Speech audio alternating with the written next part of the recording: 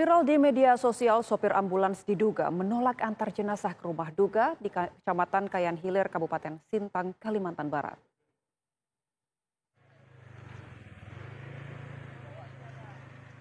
Peristiwa dugaan penolakan antar jenazah bayi yang baru dilahirkan di Rumah Sakit Rujukan M. John Sintang berawal dari kesalahpahaman antara sopir dengan keluarga jenazah. Berdalih adanya selisih harga bahan bakar dengan dana yang diberikan pihak rumah sakit, sopir meminta tambahan biaya selisih harga tersebut. Sopir bersikeras bahwa sesuai perbub yang ditanggung adalah Pertalite dengan harga Rp9.500 per liter. Sementara ambulan yang digunakan memakai BBM jenis Dexlite dengan harga Rp14.900 per liter. Yang digendong itu, Kak? Saya bilang ambulan saya itu beda dengan perbub yang ada ya.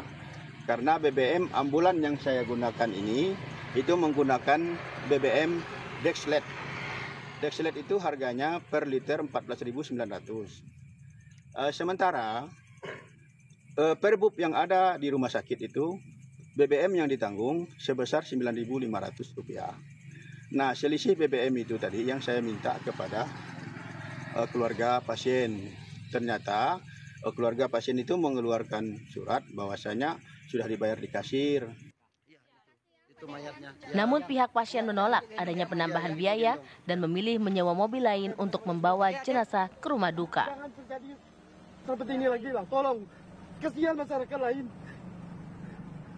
Peristiwa dugaan penolakan seorang sopir ambulans mengantar jenazah bayi yang baru dilahirkan diduga berawal dari kesalahpahaman antara sopir dan pihak keluarga.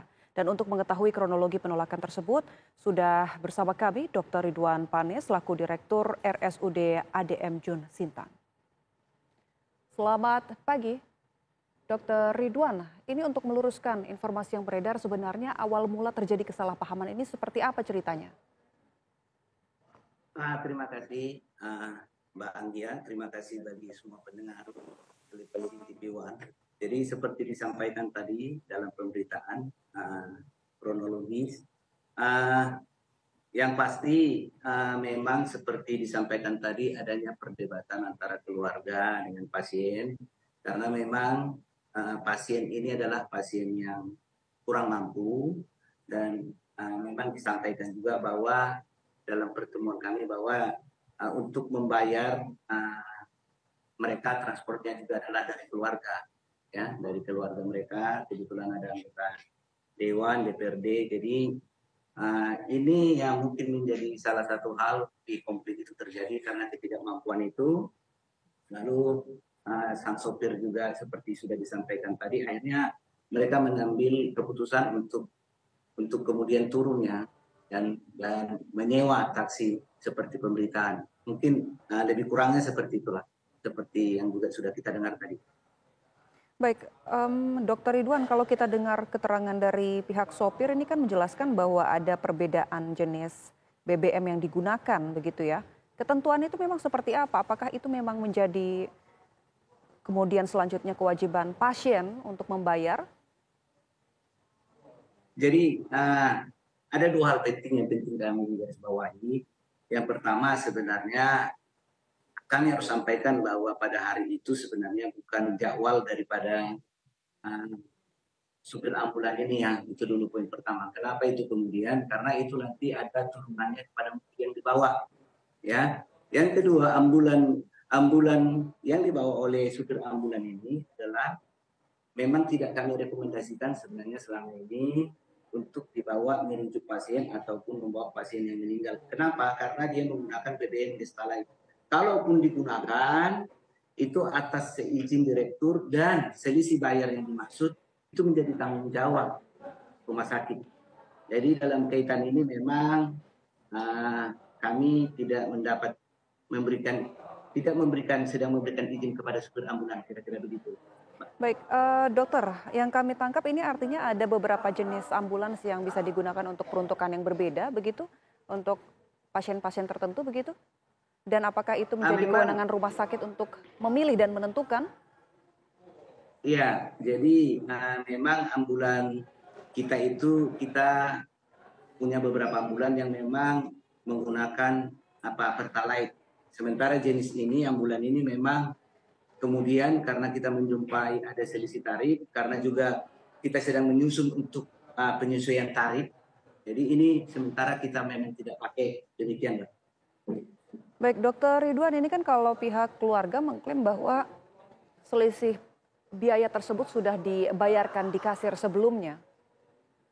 Betul, karena memang untuk pasien-pasien kita tidak ada lagi pertambahan biaya. Mereka sudah bayar dengan di kasir dengan sesuai perda yang ada. Jadi tidak ada lagi sebenarnya penambahan tarif di luar itu. Demikian. Baik, lalu mengapa kemudian pihak sopir justru malah menolak begitu? Terjadi kesalahpahaman ini sebenarnya awalnya di mana? Nah, jadi makanya sebenarnya ini sedang kita sedang masa supirnya kita bina baik dari kepegawaian dan juga mungkin ikutan daripada kejadian ini ada beberapa konsekuensi logis. Jadi mungkin yang penting kami garis bawahi sebenarnya bahwa ambulan ini tidak kami rekomendasikan. Ya, jadi karena memang oknum ini membawa tanpa izin kami, akan ada konsekuensi logis daripada kejadian ini. Demikian. Baik, berarti ini tentunya harus menjadi evaluasi langsung dari pihak rumah sakit. Kemudian bagaimana akhirnya komunikasi dari pihak rumah sakit ke keluarga pasien untuk mengakhiri ataupun menyelesaikan masalah ini kemarin, Dokter Ridwan? Kemarin kita sudah pertemuan dengan perwakilan keluarga, tokoh-tokoh masyarakat, tokoh adat, dan juga media hadir di sana. Bagaimana kita langsung itu dimediasi dan ada kesepakatan kita lah. Kesepakatan kita yang pertama tentunya rumah sakit harus meningkatkan pelayanan. Kalau sisi-sisi lemahnya di mana harus diperbaiki. Yang kedua, dalam kesepakatan itu akan ada tindak lanjut pembinaan kepada supir ambulan. Hal yang pertama kami lakukan adalah memberikan kami menarik dia dulu dari supir ambulan dan kemudian adalah dengan segala yang dinamika yang terjadi mungkin kami akan menyerahkan pembinaan kepada BKD untuk dilakukan tindakan sesuai dengan aturan kepegawaian seperti itu Mbak. Baik, terima kasih Dr. Ridwan Pane selaku Direktur RSUD ADM Jun Sintang. Terima kasih.